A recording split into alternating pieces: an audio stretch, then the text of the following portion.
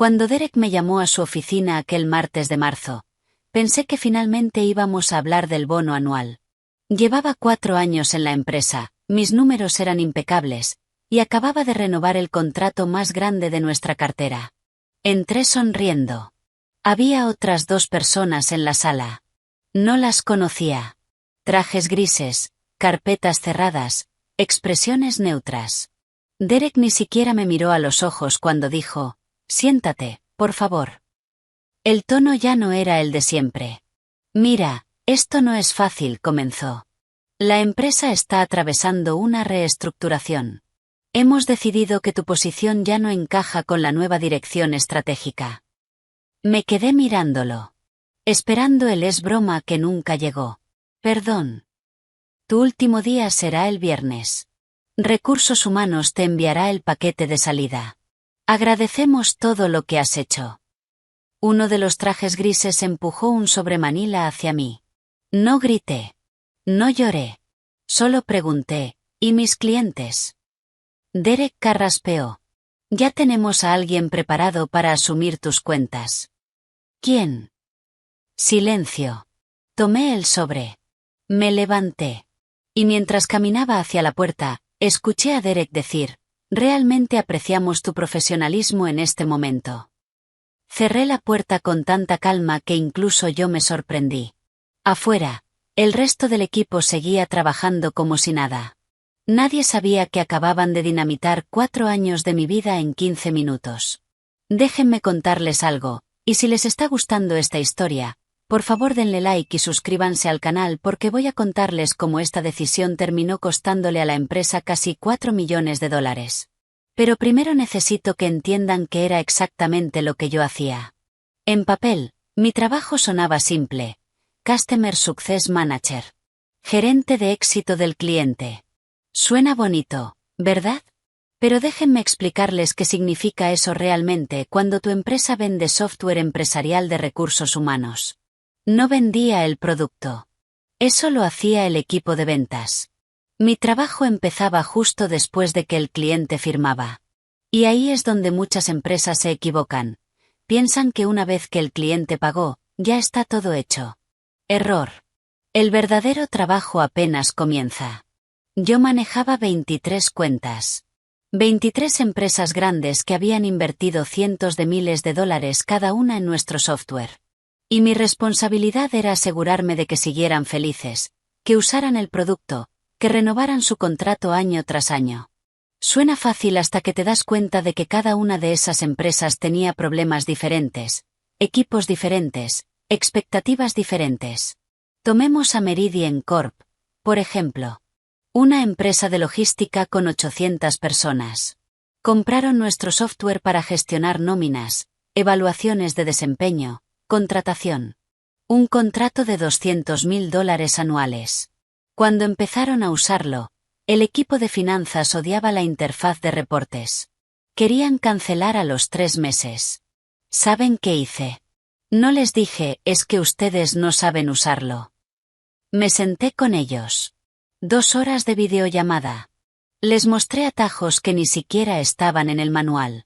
Configuré dashboards personalizados. Les creé plantillas. Y luego, cada mes, los llamaba. «¿Cómo va todo? ¿Necesitan algo?». Para el primer año de renovación, el director financiero me mandó un correo que decía: «Honestamente, ustedes son el único proveedor que realmente se preocupa. Renovamos sin dudarlo». Multipliquen eso por 23 empresas. 23 relaciones que yo había construido llamada por llamada, correo por correo, problema por problema. Conocía los nombres de los usuarios principales. Sabía cuándo tenían temporada alta de contratación.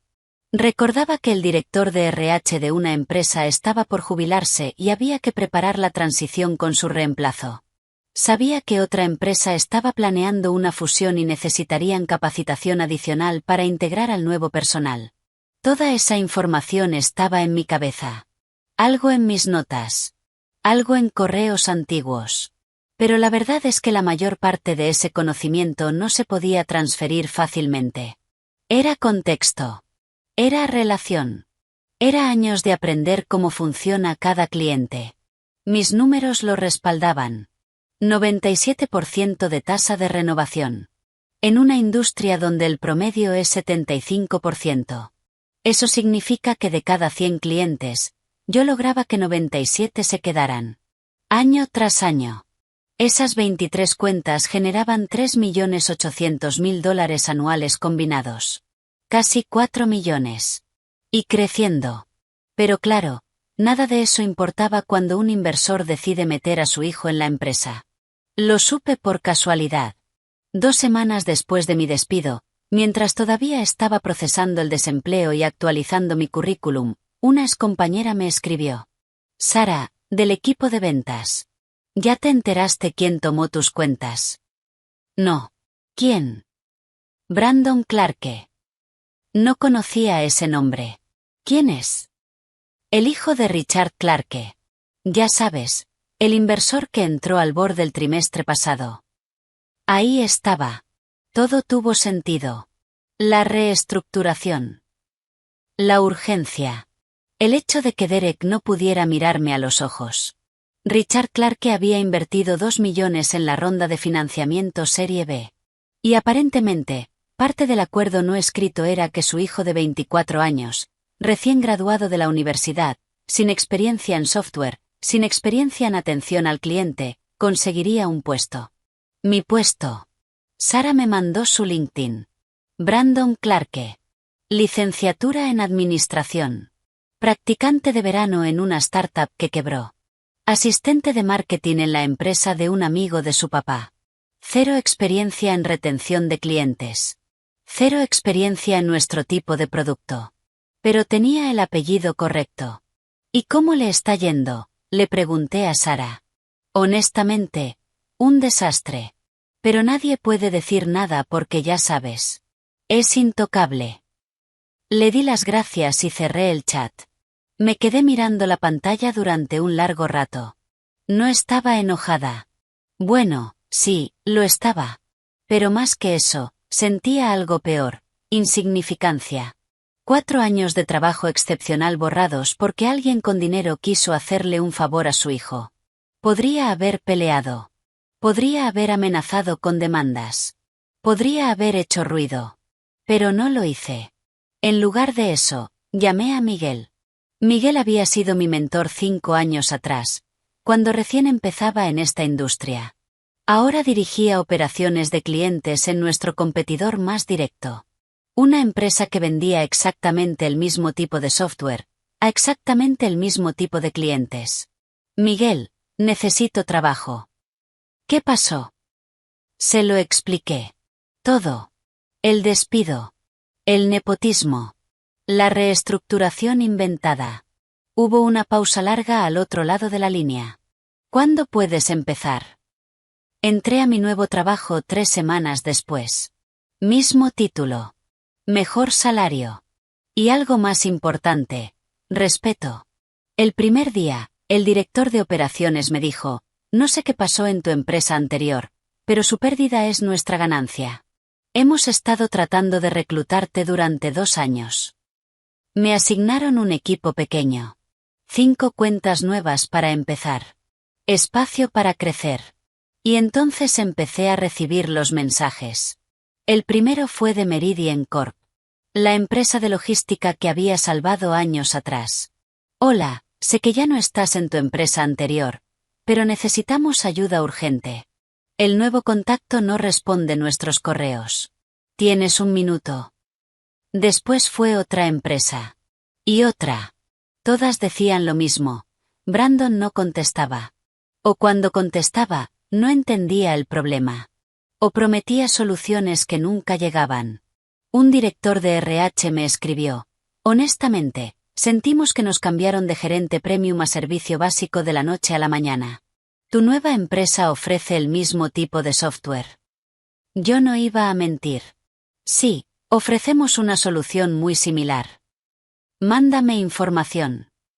No tuve que buscar a los clientes. Ellos vinieron a mí. Mientras tanto, según me contaba Sara, adentro de mi antigua empresa las cosas se estaban cayendo a pedazos. Brandon no entendía la diferencia entre un bug y una solicitud de personalización. Agendaba llamadas y las olvidaba. Cuando los clientes pedían reportes trimestrales de uso del producto, él les mandaba documentación genérica que no respondía nada.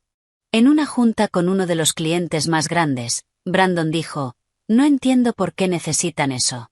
El sistema ya hace lo que necesitan».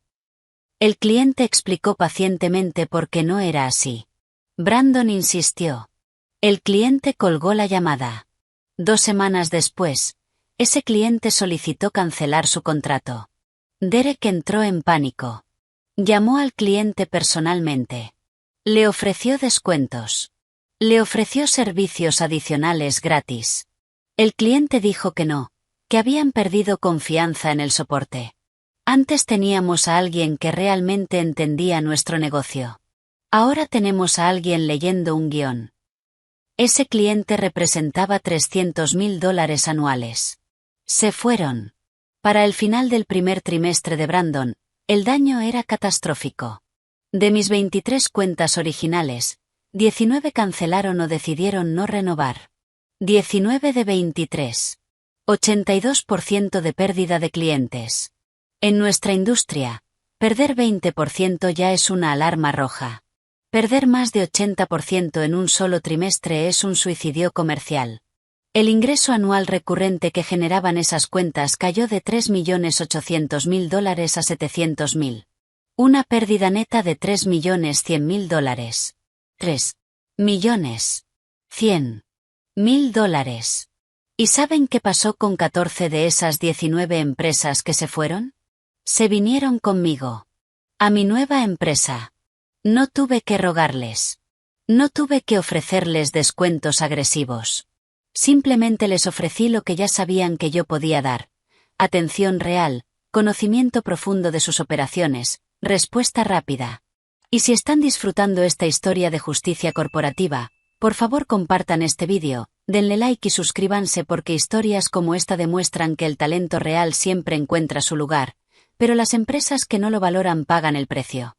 En mi nueva empresa, me promovieron a los 6 meses. De gerente de éxito de clientes a vicepresidenta de éxito de clientes. Ahora dirijo un equipo de 12 personas. Gano el doble de lo que ganaba antes.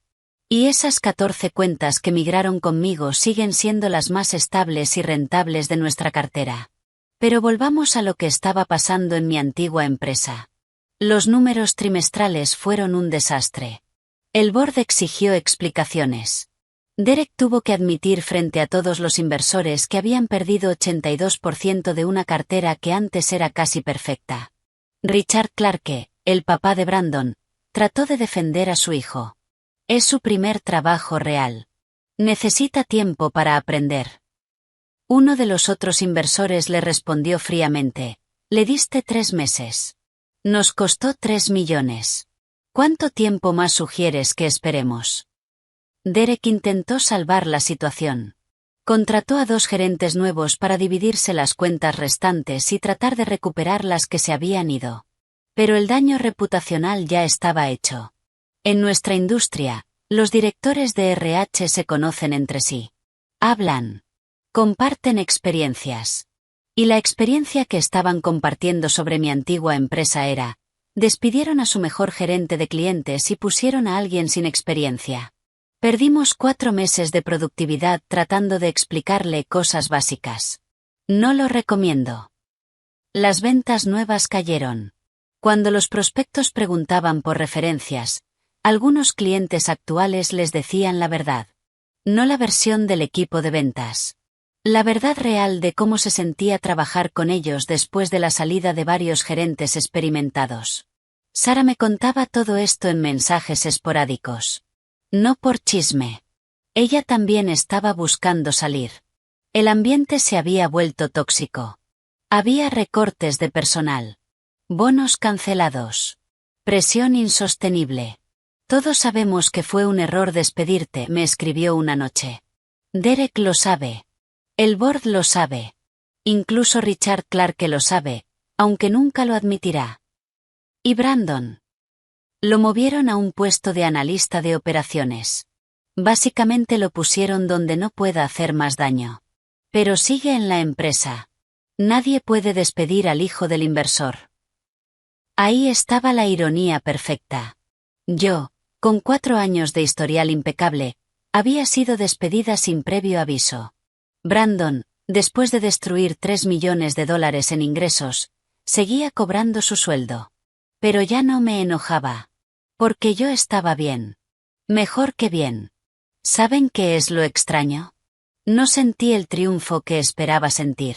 Cuando me enteré de que Brandon había sido removido de sus cuentas, cuando vi los números de la debacle financiera, cuando mi exjefe tuvo que explicar ante el board cómo habían destruido años de relaciones en 3 meses, esperaba sentir satisfacción. Victoria. Pero lo que sentí fue cansancio. Y un poco de tristeza. Porque sí, me habían hecho algo injusto. Pero ver cómo se derrumbaba una empresa donde había invertido 4 años de mi vida, donde tenía amigos, donde había aprendido tanto, no se sentía bien. Se sentía como un desperdicio. Sara finalmente renunció 6 meses después de mi salida. Consiguió trabajo en una empresa de publicidad. Me dijo, ya no es el mismo lugar. Hay miedo en cada reunión. Nadie confía en nadie. Otros 3 del equipo también se fueron ese año. El director de producto. 2 ingenieros senior. Una diseñadora que había estado desde el principio.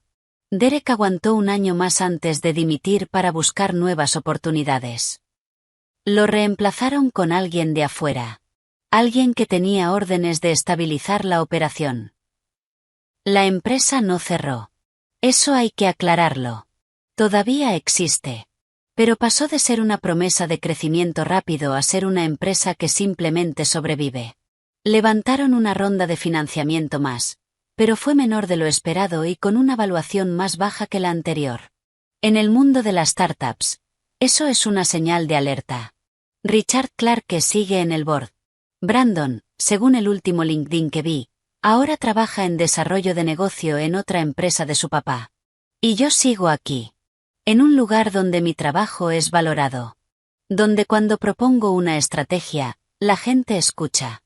Donde mi experiencia cuenta para algo más que un número en una hoja de cálculo.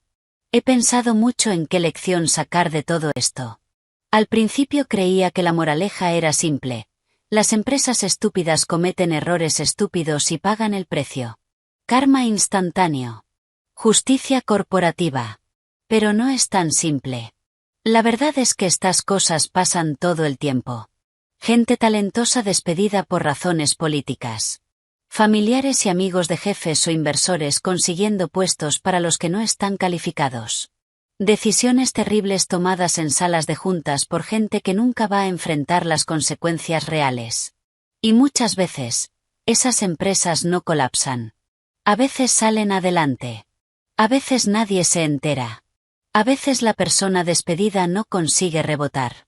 A veces la injusticia simplemente queda ahí. Sin resolución. Sin justicia. Yo tuve suerte. Tuve un contacto que confiaba en mí. Tuve clientes que me valoraban lo suficiente como para seguirme. Tuve ahorros que me permitieron sobrevivir una semana sin ingresos mientras encontraba algo nuevo. Tuve la habilidad y la experiencia que eran transferibles. No todo el mundo tiene eso. Entonces la verdadera lección no es si te tratan mal, todo se arreglará mágicamente. Eso es fantasía. La lección es más dura. Construye relaciones reales. Haz trabajo que importa. Deja huella. Porque cuando las cosas se pongan feas, cuando la política corporativa te atropelle, cuando alguien con más poder decida sacrificarte, lo único que te va a salvar es el valor real que has creado. No tu título. No tu antigüedad. No tu lealtad a una empresa que no va a devolvértela. Tu reputación. Tu habilidad demostrable. Yo no sabía que estaba construyendo eso cuando pasaba horas extra con clientes, cuando respondía correos a las 10 de la noche, cuando memorizaba los nombres de los hijos de mis contactos.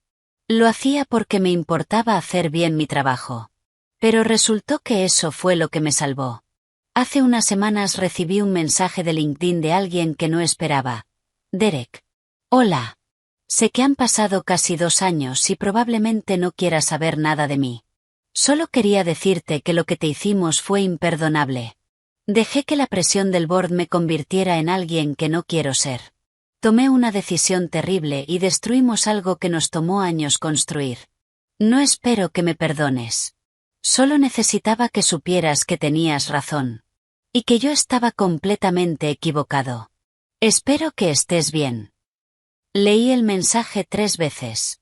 Lo dejé sin responder durante 2 días. Finalmente escribí: gracias por decirlo. Sí, estoy bien. Espero que tú también. Nada más. No necesitaba más. No necesitaba desahogarme o recordarle todo el daño que causó o exigir más disculpas. Porque ya no estaba enojada. Ya no necesitaba que él admitiera nada para sentir paz. Lo que me hicieron dolió. Fue injusto. Fue humillante. Hubo noches donde dudé de mi valor profesional, donde me pregunté si realmente había sido tan buena como creía, donde sentí que tal vez me lo merecía de alguna forma. Pero salí del otro lado. Y no solo sobreviví. Crecí. Hoy dirijo un equipo que aplica todo lo que aprendí en esos 4 años. Les enseño a mis gerentes que los clientes no son números en un reporte. Son personas. Relaciones. Cada cuenta tiene una historia, un contexto, necesidades específicas. Les enseño que nuestro trabajo no es simplemente evitar que los clientes cancelen. Nuestro trabajo es hacer que quieran quedarse. Hay una diferencia enorme. Les enseño que la experiencia importa.